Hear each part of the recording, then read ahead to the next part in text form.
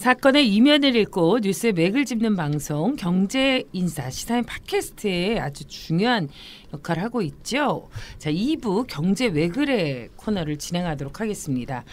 이 보통 남에게 돈을 빌려주면 이자를 받지 않습니까? 그런데 빌려주면서 오히려 돈을 주는 투자자들이 있다고 합니다. 더욱이 이제 엄청나게 많다고 하는데요. 그런 돈의 규모가 세계적으로 10조 달러. 이게 원이 아니라 10조 달러나 된다니까. 오늘은 돈 규모가 다 크네요. 네, 무슨 이야기인지 이종태 기자에게 들어보도록 하겠습니다. 네.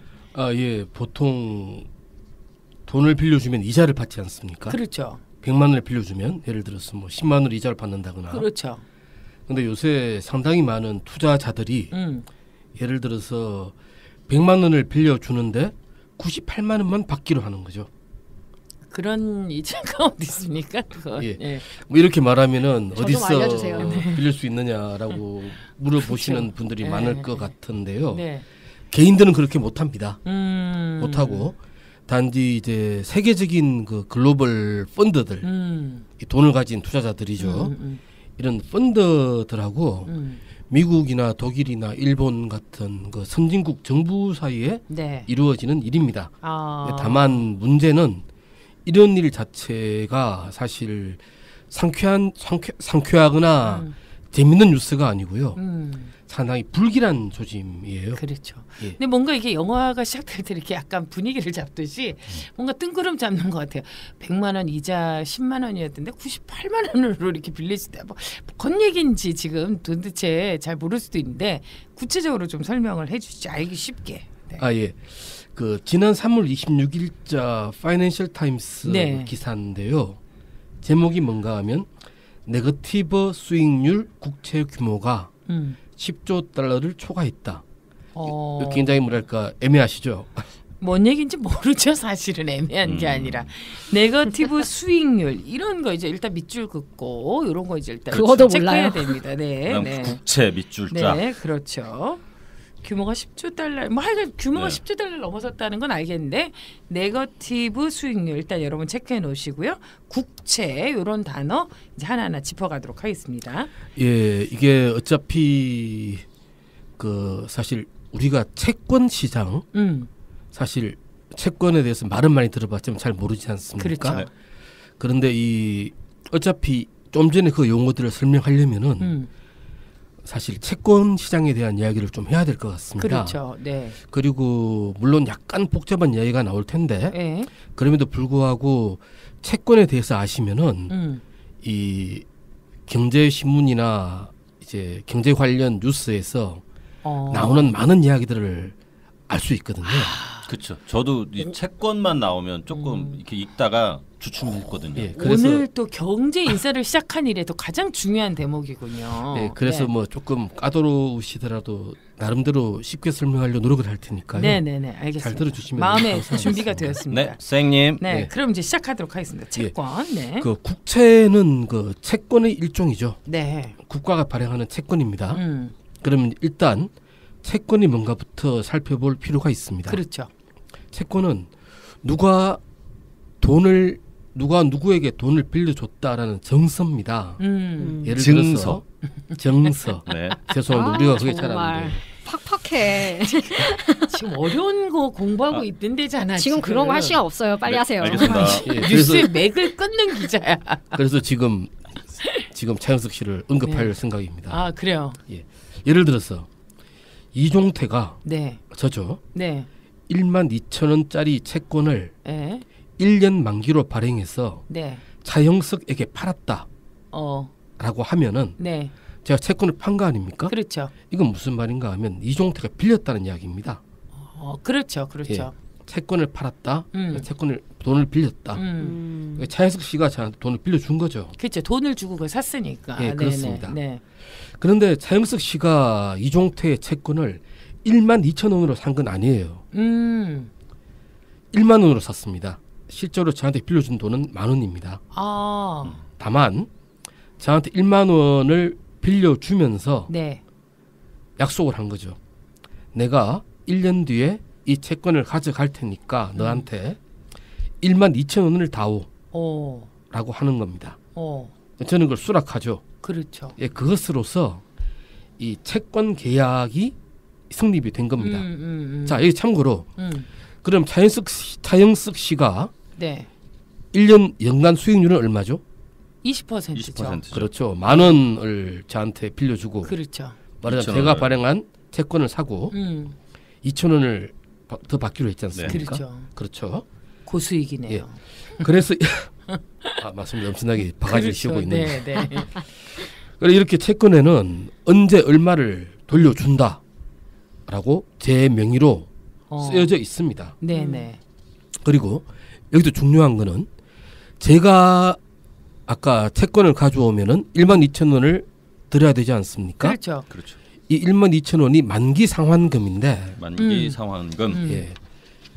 일단 기억해 두십시오. 이 만기 상환금은 절대로 변하지 않습니다. 그렇죠. 거기 써 있으니까요. 예. 다만 네. 차영석 씨는 그 채권을 제 걸 샀지 않습니까? 네. 제가 발행한 채권을. 네, 네. 그런데 그 채권을 팔 수 있어요. 다른 사람들한테. 그렇죠. 내가 현금이 급하고 이럴 때도 팔 수도 있겠죠. 예. 말하자면 네. 윤선 씨한테도 팔 수가 있고 그렇죠. 사회자님께도 저한테도. 팔 수가 그렇죠. 있습니다. 그런데 문제는 이 상황에 따라서 그 채권의 가격은 변동할 수 있습니다.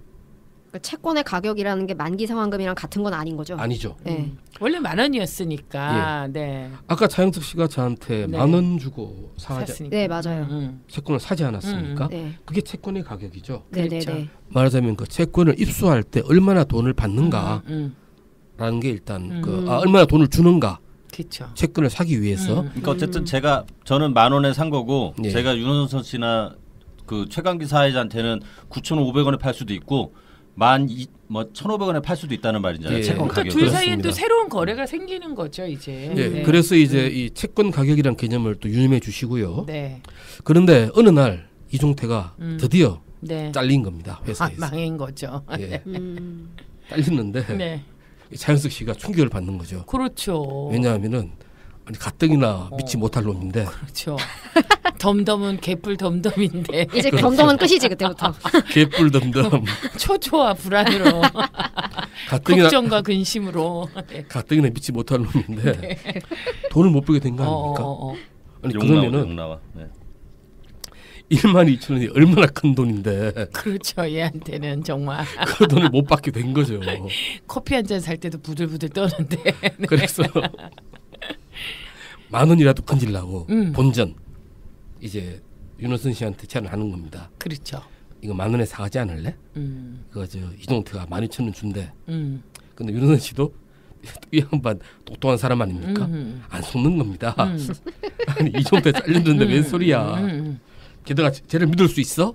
이게 나오는 겁니다. 그럼 이거를 하는 거죠. 그럼 9,000원에 사라.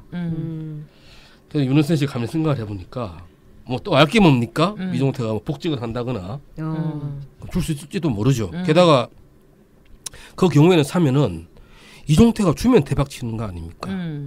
3,000원이나 늘어나는 겁니다. 3,000원이 그렇죠. 되는 겁니다. 9,000원 주고 12,000원 받는 거니까. 네. 그래서 사는 겁니다. 네. 9,000원에 샀죠. 그렇게 되면 이게 바로 윤선 씨가 산 채권 가격입니다. 그렇죠. 채권 가격이 이제 떨어졌죠. 자, 이제 그 채권 수익률에 대해 설명할 수 있게 됐습니다. 당초에 차영석 씨는 10,000원으로 채권을 사고 12,000원을 받기로 했지 않습니까? 네. 그렇죠. 그 수익률 20%죠. 네. 그 다음에 윤원선 씨는 9,000원을 주고 12,000원을 받을 권리를 산 거죠. 네. 그럼 9,000원 주고 3,000원 수익을 올리는 거니까 수익률은 33.3%입니다. 예. 그래서 이제 여기서 한번 정리를 해봐야 되는데요. 네. 자, 채권에 대한 수요가 줄고 아까 제가 이제 회사 딸리니까 네. 그렇죠. 예. 채권 수요가 줄어든 겁니다. 아무도 안 살려고 그러지 않습니까? 그렇죠. 네. 이렇게 채권 가격이 떨어지니까 채권 수익률은 올랐죠. 그렇죠. 예. 그렇죠. 그리고 이제 그 반대로 만약에 채권에 대한 수요가 증가하면 채권 가격이 오릅니다. 또 채권 가격이 오르면 채권 수익률은 떨어집니다. 떨어지겠죠. 네. 그러니까 반대의 거죠. 예를 들어서 뭐 우리가 경제신문에서 어떤 회사의 채권 수익률이 급등했다는 기사가 나지 않습니까? 네. 우리가 착각할 수가 있습니다. 아, 저 회사 채권을 그래요, 발행했는데 네. 그거 사면 수익률 엄청나게 많이 네. 번데 해서 잘 나가는가 봐 이렇게 생각할 수가 있습니다. 반대의 말이죠. 그러니까 그쵸. 결국 그 회사의 채권을 아무도 살려고 하지 않으니까 채권 가격이 가격이 떨어졌다는 자꾸 말이니까. 떨어지니까. 그렇죠. 그죠? 어. 네. 그 그런- 회사가 위기에 놓여 있다는 거겠네요. 그렇죠. 음. 말하자면은 아까 차영수 씨가 12,000원 저한테 12,000원 받을 권리를 음. 10,000원에 넘기려고 해도 사지를 않고 네. 9천 넘기지 않았습니까? 음. 근데 만약에 윤은수 씨도 안 살려고 그래요. 그래서 지금 가격 또 낮춰요. 그렇죠. 한 5,000원만 주시면 팔겠습니다. 말하면 그러면 이제 사회자님이 그래서 구입을 하십니다. 그러면은 5,000원 내고 만약에 12,000원. 12,000원을 그쵸. 그 6,000원 버는 거 아닙니까? 그럼 수익률이 100% 넘는 거죠. 그렇죠. 7,000원 버는 거죠. 아, 그런가요? 7,000원. 죄송합니다. 그렇죠. 착각했습니다. 그래도 어쨌건 돈 관리 잘합시다. 저는 성격이 별나서 그런 건 안 사긴 하는데 어쨌건 리스크가 크면 클수록 네. 그 채권의 어떤 가치가 떨어지기 때문에 수익률은 그만큼 증가한다. 그러니까 그 수익률 증가하는 것을 우리가 이제 혼돈을 해서는 안 된다라는 거네요. 네. 예, 그렇습니다. 수익률이 그- 급등했다 이런 기사 보면 그냥 대부분 진짜 회사가 잘 나가나 봐. 그게 저 정반대라는 같은 거죠. 경알못은 네, 그렇게 네, 그 생각하는데. 회사 망한다는 말입니다. 그렇죠. 오늘은 리스크가 크다는 거예요. 사회자가 이해를 굉장히 빨리빨리 잘하는 것 같은데요. 진짜. 정리도 잘하고. 원래 명석하신 분이에요. 난 좀 이렇게 돈 얘기 빨라요. 그다음에 쭉 이어가시죠. 네. 예. 그래서 이제 그 일단 채권에 대해서 말씀드렸고요. 네. 네, 대충 알 것 같아요. 예, 이제 국채에 대해서 말씀을 드려야 될 것 같습니다. 왜냐하면은 좀 의미가 달라요. 그 국채도 채권의 일종이긴 합니다. 네. 그리고 원래 채권이라는 게 아까 뭐 제가 이제 알기 쉽게 설명하려고 제 예를 들었지만은 사실 이종태가 채권 발행해봤자 아무도 그쵸. 안 삽니다. 그러니까 보통은 그걸 아까 예를 그렇게 들어서 혼돈하실 수 있을 것 같아요. 개인이 예. 발행한 게 아니라 채권이라는 것은 기업이라든지 국가가 발행하는 거기 때문에 그런 위험은 좀 덜하죠. 이렇게 그렇죠. 완전히 이렇게 파산되거나 그럴 가능성은 좀 적은 예. 거죠. 아무도 사지 않습니다. 그렇죠. 네. 기업도 상당히 신용도 높은 기업이라야 그렇죠. 그렇죠. 채권을 발행하면 그게 경매에서 낙찰이 됩니다. 아람코 이런데. 아람코는 충분히 가능하죠. 그렇죠. 그럼 사고 싶네. 네, 그런데요. 예. 그래서 이제 국채는 채권의 일종이죠. 네. 그 좀 전에 말씀하신 그 가격이라든가 수익률은 좀 전에 설명드린 것처럼 그 같은 이치에 의해서 움직입니다. 네. 근데 다만 이제 기업이 발행한 채권은 회사채라고 하고요. 예, 예. 네. 국가가 발행한 채권은 국채 아닙니까? 음. 그런데 그 가격이나 수익률이 이 금융시장에 던지는 어떤 의미라는 측면에서는 강도가 굉장히 다릅니다. 그렇죠. 예, 왜냐하면은 아무리 민간 기업이 돈이 많고 재무가 튼튼하다고 하더라도 네. 국가만 하겠습니까? 그렇죠. 예, 뭐 심지어 국가는 예를 들어서 말하자면 국가는 가장 든든한 채무자죠. 뭐 여차하면 뭐 정한되면 국가는 그냥 돈을 찍어내서 ghap으면 됩니다. 말하자면 국가가 부도를 적어도 국내 채무자한테 말하자면 원화로 네. 빌린 돈에 대해서 부도를 낼 가능성은 제가 보기엔 사실상 없습니다. 네. 그런데 이제 여기서 일단 우리가 어떤 채권자 입장에서 돈을 받지 못할 위험에 대해서 한번 생각을 해보죠. 네. 우리가 흔히 사채 이자가 굉장히 높다 그러지 않습니까? 그렇죠. 네. 보통 사채는 돈 없는 사람들이 빌려가는데 급하게 쓰는 거죠. 네. 이자는 굉장히 높은 거죠. 그렇죠. 어떻게 보면 되게 불합리한 일입니다. 음. 그런데 사실 이게 금융시장의 논리에서는 굉장히 합리적인 논리거든요. 왜냐하면은 돈 빌려주는 놈의 입장에서는 돈을 돌려받지 못할 가능성이 얼마나 큰가 리스크가 얼마나 큰가에 따라서 이자를 매긴단 말이죠. 그래서 원칙적으로는 돈을 돌려 말하자면 돈이 없는 사람일수록 사실은 그렇죠. 그렇게 급하다는 건 사실 리스크가 크다는 거기 때문에 예, 많은 이자를 받을 수밖에 내도록, 없다고 생각을 하지만 예, 빌린 사람 입장에서 좀 화가 나죠. 이건 사실 금융시장의 논리입니다. 그렇죠. 예. 없는 놈한테 진짜 뭘 빼먹어도 진짜 가지가지지. 예, 그리고 근데 일단 금융시장의 합리성이라는 게 저는 이제 어떤 너무 비인간적이죠. 예, 사회적 합리성하고 다르다고 생각합니다. 그렇습니다. 예. 일단 근데 금융시장에서는 그러니까요. 그렇죠. 그런데 그러면은 국채라는 거는 국가가 돈을 빌린 정상 아닙니까? 네. 국가의 빚입니다. 그렇죠. 그러면은 아무래도 이 국가의 빚에 대한 이자는 적어도 그 나라에서는 뭐 여러 가지 많은 이자들이 있지 않습니까? 뭐 소자영업자에게 빌려주는 돈, 네. 중소기업에 빌려주는 돈, 대기업 빌려주는 돈 같은 게 있지 않습니까? 그런데 이런 이자들 중에서도 제일 낮아야 되겠죠. 그렇죠. 네. 보통 그게 제일 낮잖아요. 실제로. 네. 사실 그렇습니다. 예. 말하자면 국채에 대해서 받는 이자는 국가에 빌려준 돈이기 때문에 가장 낮아야 됩니다. 그렇죠. 그리고 심지어는 그게 바로 국채 수익률인데요. 그게 국채 수익률입니다. 그렇기 때문에 이 국채의 수익률은 다른 모든 금리, 네. 그 나라의 다른 모든 금리의 가장 밑바닥으로 여겨집니다. 이건 무슨 말인가 하면은 국채 수익률이 오르면은 다른 금리들도 오릅니다. 오르는 거죠. 국채 수익률이 내리면은 다른 금리들도 내리는 경향이 있습니다. 네네. 예. 예를 들어서 그 지난 2008년 금융 위기 이후에 뭐저 미국을 비롯해서 네. EU, 일본 같은 선진국들이 모두 이른바 양적 완화를 시행하지 않았습니까? 마구 찍어냈죠. 근데 사실 이 양적 완화가 뭔가에 대해서는 네. 굉장히 뭐랄까 심지어 학계에서 논란이 많았습니다. 저게 뭐 하는 거지? 네. 라는 논란이 많았는데 이제 지금까지 이야기를 이해하시면은 이제 그 이해하실 수가 있을 겁니다. 뭔가 하면은 당시 양적 완화는 주로 뭐였는가 하면은 정부가 예. 아니죠 중앙은행이 예. 사실 중앙은행은 이 넓은 의미의 정부에는 들어가지만 네. 좁은 의미의 정부에는 들어가지 않습니다. 중앙은행이 이 국채를 대량으로 사들인 거죠. 한때 미국 중앙은행인 연준의 경우에는 매달 뭐 수백억 달러씩 사들였죠. 자, 이건 무슨 말입니까? 시중에 그만큼 사들인 돈이 이렇게 퍼진다는 거죠. 예, 그 의미도 있겠지만 또 하나 의미가 더 있죠.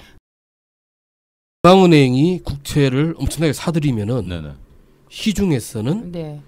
국채의 공급이 많이 줄어들겠죠. 그렇죠. 예. 그러면은 국채의 가격이 오르겠죠. 오르겠죠. 네. 네. 국채 수익률은 떨어지겠죠. 네네네. 그렇죠. 이자도 떨어지겠죠. 일반 금리. 그렇게 해서 경기 부양을 하겠다. 예, 사실 그게 양적 완화의 핵심 중 하나라고 볼 수가 있습니다. 그렇군요. 그러니까 이게 사실은 이렇게 양적 완화 막 이러니까 도대체 이게 무슨 화폐를 막 찍어낸다는 건지 뭐 이런 건데 사실 이제 그런 그 어떤 국채를 사들이면서 있는 거군요. 달러 네. 그러니까 국채를 사들이면서 돈을 푸는 효과 그리고 채권의 수익률을 떨어뜨리면로 금리도 마찬가지로 다 떨어뜨린 거죠. 효과를 이렇게 노린다는 거죠. 네, 그렇습니다. 막 올라가고 있었으니까. 이걸로 그러니까 사실은 그러니까 시중 금리도 국채로 잡는 거군요. 보니까 결정적으로는. 예. 아. 지금 사실은 살짝 지급 준비금과 네. 여러 가지 인간에 설명하고 싶은衝동이 생겼는데 이거 빨리 다음으로 넘어가셔야 될 것 같아요. 이거 좀 참을랍니다. 네, 이거는 그러세요. 참으셔야 합니다, 선생님. 네, 참을랍니다. 우리 여기까지 이해하는데도 좀 어려움이 있으니까요. 네. 나머지 심화 학습은 다음에 하는 걸로 하고, 네, 그다음에 이어가도록 하죠. 네. 예. 그래서 자 이제 아까 처음 이야기로 돌아가죠. 네. 아까 나왔던 아까 그 제목. 예, 네거티브 네거티브 수익률 수익률 국채라는 것은 네. 과연 무엇인가? 네네네. 예, 말씀을 좀 드려야 될 것 같습니다. 네거티브 수익률 국채라는 것은 국채의 수익률이 네거티브, 즉 마이너스로 떨어졌다라는 이야기입니다. 아, 좀 이상하게 들리시죠? 그러니까 이건 또 네. 자, 간단하게 표현하자면요. 원래 만기에 120만 원을 받게 되는 국채가 있다고 쳐요. 네. 그런데 지금 이 국채가 금융시장에서 140만 원으로 팔린다는 이야기입니다. 즉 140만 원으로 이 국채를 사지 않습니까? 네.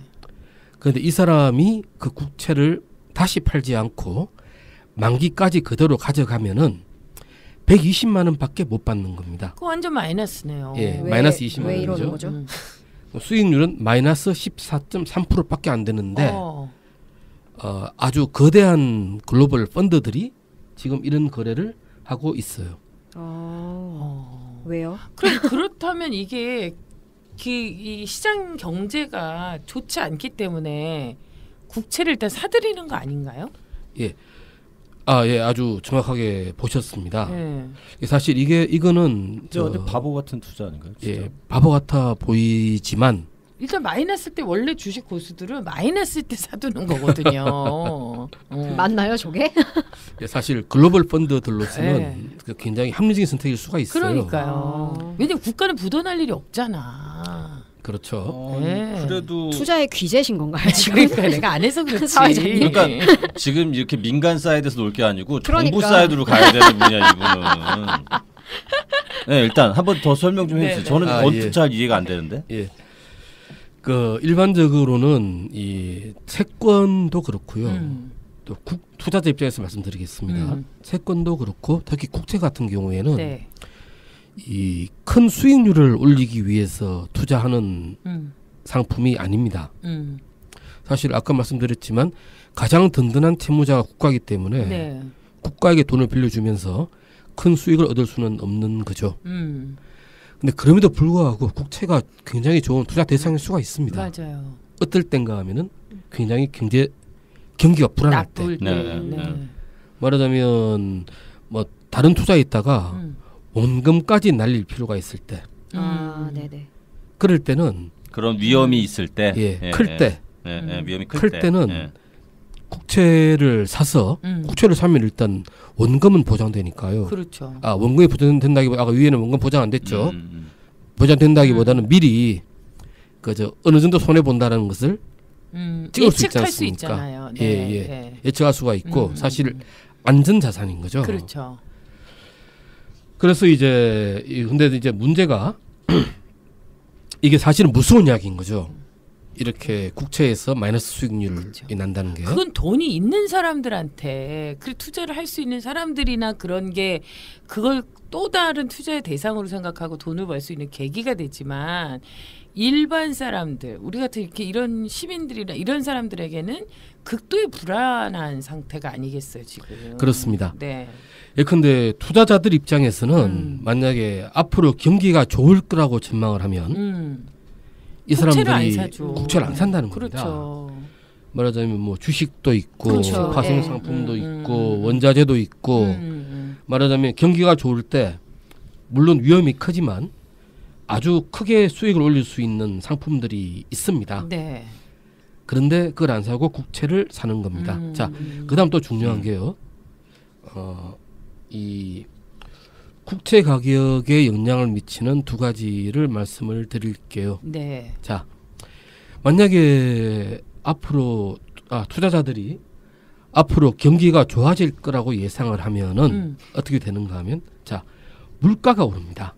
네네. 그렇죠. 예. 경기가 좋으면 네. 수요가 많아지지 않습니까? 그럼 물가가 올라요. 네. 물가가 오르면은 어떻게 됩니까? 예를 들어서 채권 투자가 줄어듭니다. 국채를 안 삽니다. 왜냐하면 아까 말씀드린 것처럼 채권 같은 경우에는 일정한 기간 뒤에 받을 돈이 정해져 있지 않습니까? 그렇죠. 아까 우리 예로 따지면 12,000원 죽거나 사나 12,000원 뿐이 못 받는 거잖아요. 그렇죠. 네, 네. 자, 죄송합니다. 왜 그러시죠? 자, 소소하게 이런 거에 또 연연하니 이거 뒷글 지금 있는 이해하려고 지금 굉장히 노력하고 있는 거예요. 뒷글 있는 지금 사람입니다. 잘 몰라요 예, 지금. 예, 예. 예를 들어서 지금 현재 스마트폰 가격이 100만 원이라고 우리 가정을 한번 해보죠. 네. 그런데 이런 상황에서 1년 뒤에 100만 원을 받는 채권을 제가 매입을 했습니다. 네. 그런데 물론 이런 거는 비현실적인 가정이지만요. 1년 뒤에 스마트폰 200만 원으로 올랐어요. 물가가 오른 거죠. 네. 그런데 제가 받는 돈은 100만 원밖에 안 돼요. 그럼 기본적으로 제가 손해 본 거죠. 많이 그렇죠. 손해봤죠. 그렇죠. 예. 네. 그래서 사실 이 경기가 좋아서 물가가 오를 것 같으면 네. 채권에 대한 수요가 줄어듭니다. 그렇겠죠. 네. 네네. 예. 그리고 또 하나 그다음에 시중 금리도 채권 가격에 큰 영향을 줍니다. 네. 예를 들어서 어떤 시점에서 1년 만기 채권 수익률이 20%라고 가정을 해보죠.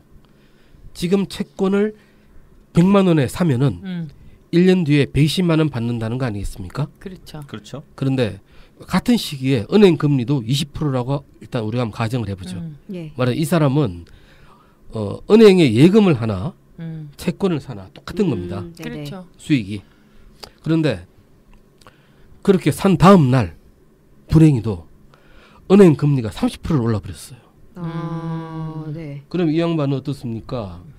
채권에 괜히 투자했다가 손해본 거 아닙니까? 그렇죠. 배가 아파서 떼굴떼굴 예. 부르겠죠. 은행에 예금했으면 30만 원 받는 그렇죠. 건데 그렇죠. 채권에서 20만 원밖에 못 받게 됐어요. 저는 채권가의 의리를 지킬 겁니다. 그러니까 이럴 때 성격이 나오는 거예요. 이게 투자 방식에 따라서 이 아주 지고지순하게 부자에겐 채권을 선택할 글렀죠, 거니까 공격적인 이렇게 투자를 할 것이냐 이게 제가 달라지는 솔직히 거죠. 어이가 없습니다. 그럴 가능성도 없어요. 거기도 넣을 게 없어요. 자, 아무튼 이렇게 금리가 오르면은 네. 시중 금리가 오르면 네. 이 채권 투자자들은 손해를 보게 되겠죠. 그렇죠. 예, 자, 예. 그러면 시중 금리가 오르면은 이건 무슨 말입니까? 시중 금리가 오르면 채권 가격은 내려간다는 거죠. 떨어지겠죠. 네. 자, 그러면 채권 수익률 올라가겠죠. 그렇죠. 그런데 보십시오. 시중 금리가 오르는 것도 투자자들이 만약에 경기가 앞으로 좋을 거라고 본다면은 시중 금리가 오를 거로 보게 돼 있거든요. 그렇죠. 그렇죠. 네. 네. 경기가 과열되면은 네. 중앙은행이 기준 금리를 올리고 음. 기준 금리에 따라서 시중 금리 오르게 됩니다. 그런데 이제 자 다시 한번 정리를 하면은 네.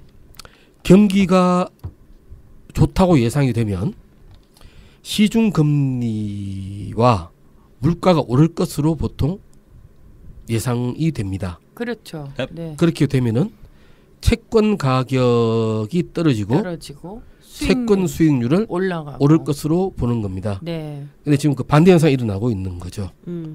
채권 가격이 오히려 투자자들이 채권을 산다는 거는 채권 가격이 오를 것으로 보고 있다라는 이야기가 되는 거죠. 네. 채권 수익률은 그 과정에서 채권 수익률은 떨어지지만요. 떨어짐에도 불구하고 지금 채권을 마이너스임에도 산다는 거잖아요. 예, 그렇죠? 그렇습니다. 예.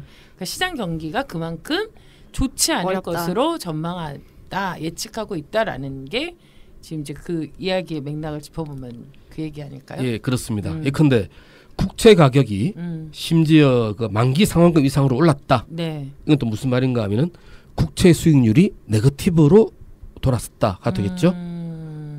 윤선 씨 이거 말씀 이해되시죠? 네. 예. 말하자면 더 올라버렸으니까. 그렇죠. 차영석 씨한테 하기는 그러니까 예를 들어서 돼요. 아까 12,000원 제가 만기 상환금이 12,000원이라 했는데 윤원선 씨가 예를 들어서 저한테 그걸 13,000원에 사간다는 거 아니에요. 예, 예. 그렇죠. 그 말이에요, 그죠? 그 말이잖아요. 예. 윤원선 씨는 사실상 손해를 보며 산 거죠. 네. 손해를 예상하고 산 거죠. 그러니까 그 수익률이 예. 네거티브가 되는 상황인데도 산다는 거 네네네. 아닙니까? 그렇습니다. 네.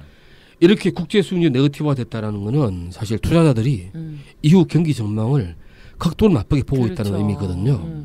그래서 뭐 원금 혹은 조금 손해를 보더라도 안전적으로 돈을 건지기를 바란다. 그렇죠. 의미이기 때문에 이게 아주 안 좋은 전조가 되는 거죠. 그러네요. 일단 기사를 보시면요. 파이낸셜 타임스 기사입니다. 네. 3월 26일 파이낸셜 타임스가 그 미국의 유명 언론 경제 전문지죠. 네. 블룸버그 데이터를 인용해서 보도했는데요. 그 10년 만기 독일 국채의 수익률이 마이너스로 전환이 됐습니다. 그날. 그런데 이런 네거티브 수익률 국채의 규모가 세계적으로 10조 700억 달러에 달한다는 거죠. 그러니까 점 커졌다는 거잖아요. 예. 그 와중에. 네. 한국의 1년 연간 GDP가 한 2조 달러 좀 안 됩니다. 예, 와, 이거 어마어마한 거예요. 엄청나네. 사실. 엄청나죠. 네. 예. 그리고 지난해 초엔 이런 국채의 규모가 5조 7천억 달러 규모였는데 네. 1년 동안 한 2배 정도가 아니 1년 사이에 된 어떻게 거죠. 이렇게 그리고 4월 3일자 파이낸셜 타임스에 보면 제가 볼 때는 좀 더 무서운 이야기들이 나옵니다. 네. EU 같은 경우에는 회사채들까지 마이너스 수익률을 기록하고 있다는 겁니다. 아까 국채 같은 경우는 더 심각한 거 아닌가요? 예, 맞습니다. 음. 국채 같은 경우에는 마이너스 수익률을 낼만 해요. 네. 네. 왜냐하면은 거의 정확히 보장이 되는 거니까요. 그렇죠. 네. 근데 회사채는 그렇지 않잖아요. 그렇죠. 그 회사 망하면 그만입니다. 근데 그런데도 불구하고 지금 저 글로벌 투자자들이 이 회사 해당 회사의 주식보다는 오히려 예. 채권을 채권을 더 선호한다는. 막 구입하고 있는 거예요. 역시 이 파이낸셜 타임스의 4월 3일자 기사에 따르면은 현재 이 전체 사실 이게 조금 얘네들이 애매하게 써서 제가 조금 헷갈리는데 제가 볼 때는 그 전체 회사채 시장인 것 같습니다. 전체 회사채 시장의 16% 정도인 2,300억 유로 상당의 회사채가 이미 마이너스 마이너스예요. 수익률 상태고요. 예. 추가로 1,400억 유로 규모의 회사채는 1,400억 규모입니다. 얘네들은 지금 채권 수익률이 0에서 0.1% 사이래요. 곧 마이너스가 된다는 거예요? 예, 그러니까 회사채가 한 번만 더 오르면은 아, 네네네. 마이너스가 돼 버리는 그렇죠. 거죠. 이것도 무슨 말인가 하면 그만큼 지금 아까도 말씀드렸지만 경기 전망이 악화되면서 이제 주식 시장의 돈이 채권 시장으로 이동하고 들어가고 있다 있는 거죠. 그와 동시에 사실은 채권 시장에서는 이른바 랠리죠. 채권 가격이 엄청나게 뛰고 있는 겁니다. 그렇죠. 아우 좀 잘 따라가다 랠리 이거에서 좀 충격을 받았어요. RALLY 랠리. 네. 예. 랠리. 예. 아, 랠리가 아니라 랠리입니다. 네, 알겠습니다. 네. 아, 중요한 단어 외워두세요. 그래요. 아, 예, 그래서 일단 파이낸셜 타임스 그렇게 말하고 있네요. 저 5개 정부 가운데 아마 EU 국가들이 그렇다는 거겠죠. EU의 5개 정부 가운데 두 개 정부의 국채가 네.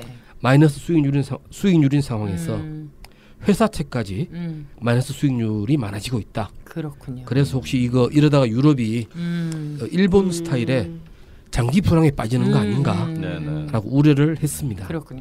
하여간 이 경제에서 경기 전망을 하는데 아주 중요한 지표가 되는 게 이제 국채 가격이고 국채 그 어떤 변동 그 어떤 그 이동 그러니까 이제 어느 정도 그 규모가 어느 정도 되는지가 경기 전망을 하는데 아주 중요한 지표가 되는 것 같은데요. 전체적으로 보면 지금 이제 마이너스 상황인데도 이렇게 국채가 계속 증가하고 있는 것은 경기가 불투명하고 아주 이렇게 조금 위험한 사인을 계속 주고 있다라고 예측할 수 있습니다. 오늘은 이제 여기 유럽까지 미국도 그래요? 아니, 그러니까 미국까지만 얘기 더 하는 게 맞지 않나요? 그럼 일단 여기 운만 띄우죠 미국은. 아니, 왜냐하면 그래요? 미국은 우리하고 굉장히 밀접한 관계가 있기 때문에 또 왜냐하면 미국이 기침을 하면 우리는 몸살에 걸린다는 얘기가 있을 정도니까 물론 이제 모든 경기가 다 연동이 돼 있는데요. 시간을 보니까 어디 뭐 미국까지 잠깐 갔다 올까요? 아니면 이거는 그럼 저 운만 띄우고 오늘 그 정도로 정리하는 잠깐 게 좋을 예고만 것 하죠. 같습니다. 빠밤 빠밤 네. 사실 지금까지는 이제 주로 유럽을 중심으로 말씀을 드렸고요. 그렇죠. 실제로 유럽 중앙은행 ECB가 그 지난 달이죠. 지난 3월에 그 은행 지원 프로그램을 재개했습니다. 지난 저 세계 경제 위기 당시에 은행들이 어려워지니까 예. 당시 은행에 대한 대출을 많이 했거든요. ECB 차원에서 네. 유럽의 중앙은행이니까요. 근데 이거를 지난 3월에 재개를 했고요. 그리고 미국의 중앙은행인 연방준비제도가 사실 지난 3월 말에 이제 원래는 올해 금리를 더 올린다 그랬어요. 3, 4차례 올릴 네. 예정이었거든요. 네. 그거를 사실상 포기합니다. 네. 지난 3월달에. 왜냐하면은 미국에서도 좋지 않아, 진짜. 굉장히 네. 불길한 조짐이 나타났기 때문인데요. 그걸 지금 운만 띄우면 이른바 그저 역시 국채 수익률, 국채에서도 이 장단기 국채 수익률의 인버전, 영어입니다. 죄송합니다. 네. 장단기 수익률의 역전 현상. 네. 이 발생했기 때문입니다. 이 이야기는 또 상당히 또 설명을 드려야 되니까 네, 여기까지 듣도록 하겠습니다. 여기까지만 네. 말씀드리겠습니다. 오늘 아주 경제 외교의 흥미진진한 국채 이야기를 통해서 이 경기의 전망을 좀 파악할 수 있었습니다. 지금 유럽까지 갔다 오고요. 미국 그 경제가 어떻게 될지 이 국채를 놓고 맛배기로 그러나 좋지 않다. 빠밤 이렇게 시작되는데요. 다음 주에는 국채 이야기를 조금 더 이어가면서 지금 이제 미국 경제가 어떻게 이어지고 있는지 또 이건 또 우리에게는 어떤 영향이 있는지 과연 또 그리고 이 국채 시장의 규모가 이렇게 달라지는 게 어떤 사인인지 그 사인의 의미를 또 조금 더 짚어봐야 되지 않을까 이런 생각을 해봅니다. 시사인의 경제팀장 이종태 팀장님께서 다음 주에도 사명감과 책임감을 가지시고 네 우리 좀 희망을 주는 뉴스를 네 잘 분석해서 좀 전해주시면 좋겠습니다. 저는 12,000원 그거 되게 인상. 이거 봐 얘기 기억에 되게 남았습니다. 쪼잔해 12,000원. 진짜 이래서 안 된다고. 지금 되게 열심히 정리하고 있었는데 12,000원 그래. 들으니까 와르르 무너졌어. 떠날 생각이 랠리. 뭐 진짜. 네. 저도 원래 120만 원을 예로 들고 싶었는데 되게 우리 짜게 조금- 쓰셨어요. 근데 우리 좀 그건 좀 버거워. 사실. 진짜. 알겠습니다. 우리는 정말 주머니 경제에서 시작해서 내가 주머니 안에 10,000원 있는 사람이 2명밖에 없는 것 같아요. 네. 주머니 경제에서 시작해서 세계 경제까지 한눈에 읽어볼 수 있습니다.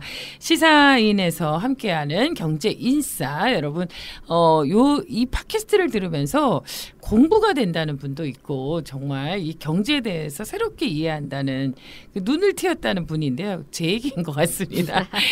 이 경제신문 보기가 시사인을 읽기가 훨씬 수월해지는 것 같습니다. 국채 하나로도 이렇게 많은 것을 의미를 경기를 또 동향까지 파악할 수 있다니까요. 여러분 잘 참고해서 들으시고 밑줄 그어주시면 좋을 것 같습니다. 시사인 팟캐스트 경제인싸 다음 주에도 국채 이야기로 미국과 그리고 우리 이 경기에 대해서 한번 좀 더 깊이 있게 이야기 이어가도록 하겠습니다.